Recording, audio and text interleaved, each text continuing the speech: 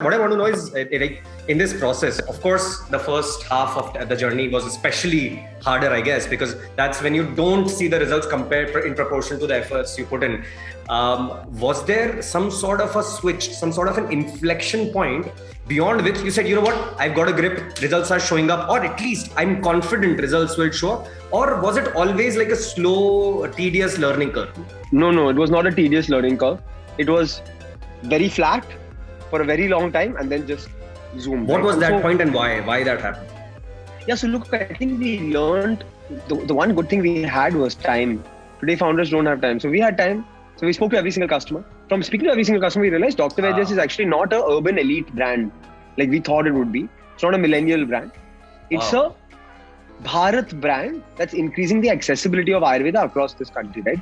Because in Bombay, Delhi, Bangalore, Chennai, Calcutta, you have access to Ayurvedic doctors, you have access to products. In Muzaffarnagar, Trichy, Imphal and Anantnag, you don't have access to high quality Ayurvedic doctors and care at the touch of your fingertips. I am surprised, yeah. So 82% of our customers at Dr. Vaidya are outside the top 10 cities.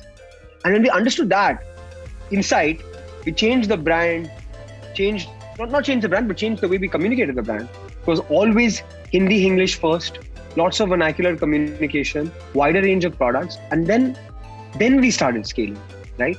And that's when we eventually... I think, that was the inflection point I was looking for, understanding into who your customer really was. Yeah, and then a big deal. 50 orders a day at a customer acquisition cost, where we actually made money on every order. That's when we said, look, this is now a real business and we can hyperscale. So it was 2 years from 0 to 50 orders a day, and then 2 years from 50 to 5,000 orders a day.